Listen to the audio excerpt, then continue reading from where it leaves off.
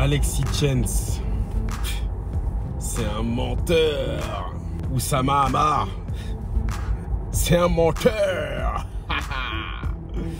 Ok la team, on va étudier ça de près aujourd'hui. Restez accrochés, prenez votre thé. Si vous ne me connaissez pas, c'est Willem. Sur cette chaîne, on parle de immobilier, business et comment faire pour avoir des crédits en toutes circonstances. Donc n'hésite pas à partager, liker, abonner et à rejoindre la team pour faire grandir la communauté et me permettre d'atteindre les 1000 abonnés. La team fait bouger l'algorithme. Comme ça, plus on est nombreux, plus je te partage du contenu et plus ça tourne. Bam, bam, bam. Bref, Oussama Hamar, Alexis Chance. Alors la team, je vais t'expliquer quelque chose aujourd'hui et je vais t'apprendre comment on va s'inspirer de ces deux-là qui sont des menteurs pour convaincre la banque pour avoir des crédits immobiliers. Et tu vas comprendre tout de suite comment ça fonctionne. Alors, Alexis Chance, pour ceux qui ne connaissent pas, c'est un mec qui s'est fait connaître dans le domaine de la séduction et puis après qui a construit une audience pour vendre ses formations. Voilà, en résumé. Ok ? Donc, déjà, les premiers éléments, il y en a malheureusement qui sont tombés dans le panneau, donc dans mon teasing, donc j'étais obligé de faire ce teasing. Par rapport à Alexis Chance, est-il un menteur? Donc ça, c'est la première question que tout le monde se pose. Est-ce qu'il ment? Est-ce qu'il a vraiment séduit telle femme, machin. Est-ce qu'il gagne autant d'argent, etc., etc. Ça, la team, c'est la mauvaise question que vous vous posez. C'est pas la bonne question que vous devez vous poser. Okay, la bonne question que vous devez vous poser, c'est pourquoi Alexis Chance fait ce qu'il fait? Quel est son objectif? L'objectif d'Alexis Chance, c'est de construire une grosse communauté et de monétiser sa communauté. C'est aussi simple que ça. Il n'y a pas d'autre chose de machin. Non. C'est tout ce qu'il veut faire. Donc lui, sa technique, c'est quoi? Créer du buzz quoi qu'il arrive. Bad buzz, bon buzz, c'est du buzz. Il veut qu'on fasse parler de lui, quelle que soit la façon. Il fait grandir sa communauté. Plus sa communauté sera grande, plus il va la monétiser de plusieurs façons. Donc après, c'est mathématique. Plus vous avez de chance dans votre communauté, plus vous avez de gens dans votre communauté, et plus vous avez un pourcentage de gens qui vont acheter vos formations, vos accompagnements, etc. D'accord? Donc Alexis Chance, tout ce qu'il fait, il le fait pour grandir sa communauté. Moi, je suis étonné des gens qui s'énervent en commentaire. Mais pourquoi tu dis ça, machin. C'est un acteur, les gars. Que ce soit vrai, faux, déjà que ce soit vrai ou faux, qu'est-ce que ça va changer dans notre vie? Ça ne va rien changer dans notre vie, rien du tout. D'accord? Absolument rien. Donc moi, ce qu'il dit soit vrai ou faux, je m'en fous complètement. Moi, je pense que c'est sûr qu'il a de l'oseille. Après, à quel point, j'en sais rien. Mais ceux qui disent qu'il n'a pas d'oseille, les gars, pardon, enfin, moi, je touche pas mal avec l'immobilier. L'accompagnement, on fait pas grand-chose encore. On vend des formations, c'est à petite échelle. Mais ce que je fais, il le fait 100 fois. Regardez mes abonnés, regardez ses abonnés. Donc ceux qui disent qu'il n'a pas d'oseille, bon, bref. Après qu'il soit pas un milliardaire, j'en sais rien, mais il a de l'oseille, c'est sûr. Bref, ça c'est le premier point. Donc Alexis Chance fait ce qu'il fait parce qu'il veut attirer l'attention, il veut créer une grosse communauté. Donc il va faire tout ce qu'il faut pour attirer une grosse communauté, pour que ce soit crédible ce qu'il dit. D'accord? Retenez bien ça. Maintenant on va passer à Oussama Hamar. Oussama Hamar, est-ce que c'est un menteur? Est-ce que toutes ces histoires... La dernière fois, il avait raconté une histoire où il disait oui, j'étais dans une soirée, il y avait une bombe, je sais pas quoi, et tout, il est venu, mais je l'ai recalé parce que ceci, cela. Voilà. Après, j'ai rien contre Oussama Hamar, etc. Il n'y a pas de souci, hein, mais bon, bref. Est-ce qu'il a menti cette fois-ci? Est-ce qu'il ment à chaque fois qu'il raconte des stories? C'est exactement la même chose qu'Alexis Chance. Qu'est-ce qu'on s'en fout qu'Oussama Hamar mente ou dise la vérité? S'il m'apprend à créer un business, s'il m'apprend à gagner de l'argent, s'il m'apprend à gagner 100 000 euros, je m'en fous qu'il ait été dans un avion avec Will Smith ou je sais pas qui, ou Jordan ou machin. J'en ai rien à foutre. Ça, c'est son storytelling. Mais ça, je m'en fous. Moi, ce qui compte, c'est qu'est-ce qu'il va m'apporter. D'accord? Ça, c'est le point de vue personnel. Donc, Oussama Hamar, c'est pareil. Il dit les stories qu'il faut pour créer une audience. Il dit les stories qu'il faut, storytelling, pour monter une audience. Il monte son audience et après il monétise son audience de plusieurs façons. C'est son seul objectif. Arrêtez de chercher est-ce qu'il dit la vérité, est-ce qu'il est vraiment riche, est-ce qu'il est machin. Vous croyez vraiment que ces gens-là sont pauvres? Franchement. Je ne sais pas si ces gens-là sont milliardaires, mais vous croyez vraiment que ces gens-là sont pauvres? Je ne parle même pas de ce qu'ils montrent dans leurs vidéos. Mais franchement, vous croyez vraiment que ces gens-là sont pauvres? Ils ont des centaines d'abonnés, des centaines de milliers d'abonnés. Ils ont des millions d'abonnés, tout réseau confondu. Leurs formations sont à 800 000 euros. calculez 1% des gens sur 1 million qui achètent leur formation, ça fait combien? Comment vous pouvez penser que ces gens-là sont pauvres? Moi, ça me dépasse. En bref, on referme la parenthèse. Donc, Oussama Ammar et Alex Hitchens disent tout ce qu'ils disent, font tout ce qu'ils font pour créer une audience et attirer votre attention.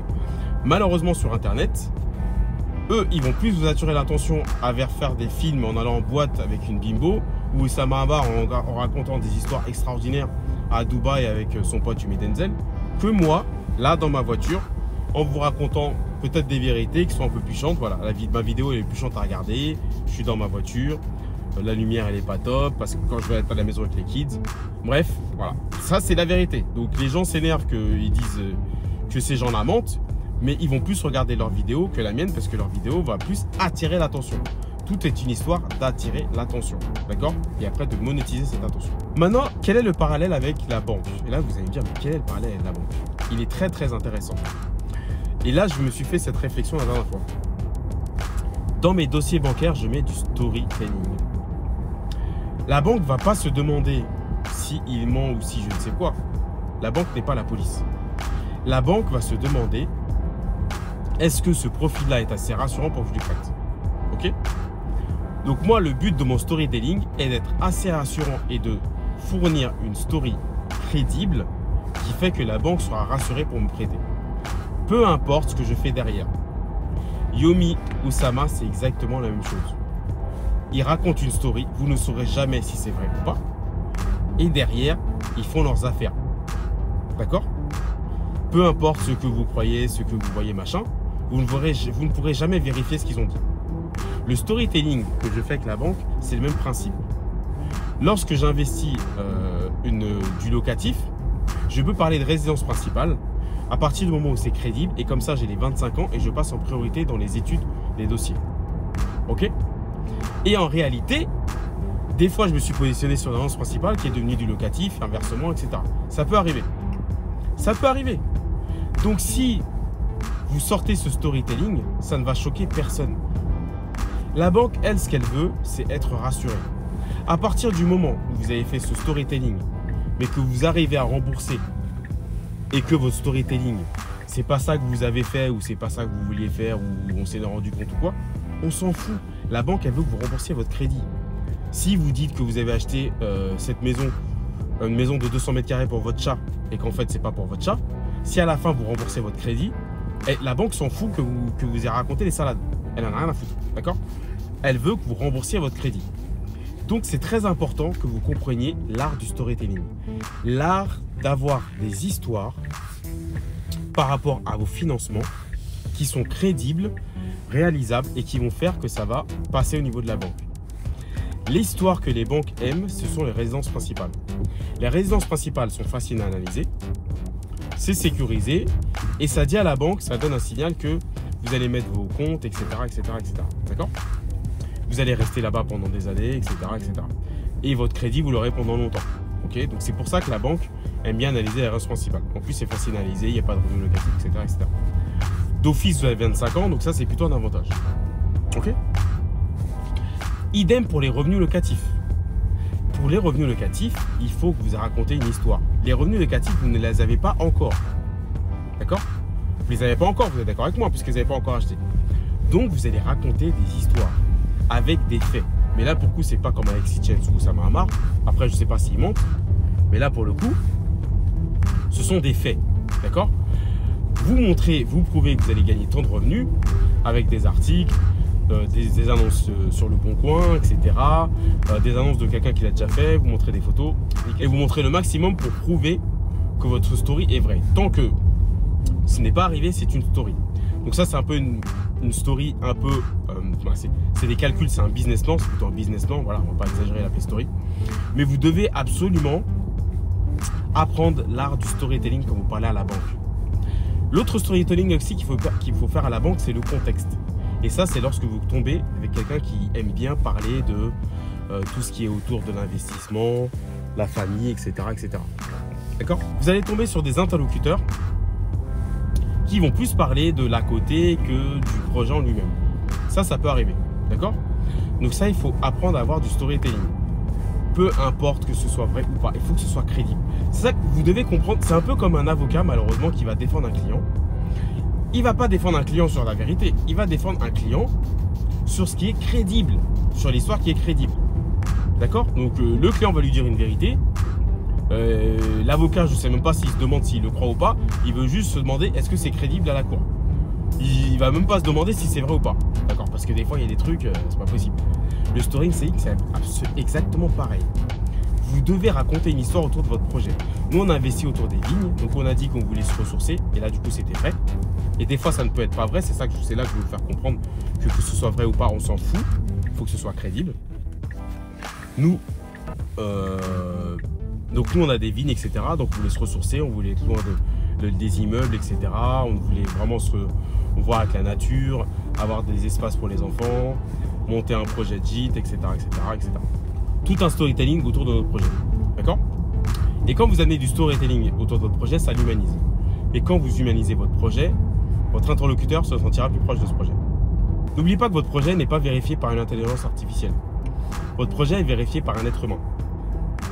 Et un être humain a des sensibilités. Donc, en fonction de l'interlocuteur que vous avez, il faut que vous appuyez sur les points qui font mal et les points qui vont l'affecter émotionnellement. Et c'est là qu'il faut adapter votre storytelling. C'est hyper important. Parler des enfants, de l'école, etc., etc. Et que la banque soit vraiment contente de vous accompagner sur ce projet. Que la banque se dise, ah oui, je l'accompagne sur un projet de vie, etc. Indiquez que c'est votre projet de vie. Moi, je suis investisseur, je n'ai pas de projet de vie. Tout le temps, je vais changer de projet. D'accord? Donc, mais vous dites quand même si votre projet va rapporter de l'argent, vous parlez de projet familial, que vous voulez assurer un cash flow pour votre famille. Ne dites pas que vous voulez gagner de l'argent. Vous dites que vous voulez assurer l'avenir de votre famille. Ça, c'est hyper important. Vous dites que l'argent que vous allez gagner, c'est pour sécuriser le projet, mais ce n'est pas pour vous enrichir. Ça, il ne faut jamais parler de ça. Vous parlez de projet familial. Toujours. Donc, on retient que Oussama Ammar et Alex Hitchens font tout leur truc de storytelling pour attirer l'attention, pour monétiser leur attention. Nous, c'est pareil. On attire l'attention de la banque. On touche le côté humain, émotionnel pour qu'ils nous monétisent nos financements. Donc, vous avez vu, c'est un peu le même. J'ai trouvé ce parallèle hyper intéressant. Et quand je regardais la story, je me dis, mais en fait, moi, je fais pareil. Au niveau de la banque, ça veut dire que je crée des stories. Donc, deux types de stories, comme je vous l'ai dit. Celle de la résidence principale qui est hyper puissante et c'est crédible. Et l'autre story autour du projet familial, voilà, changer de vie, etc. Donc, si vous aimez bien Paris, bah, vous dites que vous voulez aller à Paris. Enfin bref, vous trouvez une story par rapport à votre projet. Et voilà, team. Merci de m'avoir suivi pendant toute cette vidéo. C'était cool, hein. Alors, j'espère que si vous êtes encore là, vous allez commenter story. N'hésitez pas à vous abonner, partager, liker. Rejoignez votre formation gratuite. Je vais vous montrer comment créer ces stories, justement. On se retrouve sur la prochaine. À bientôt, la team. Ciao.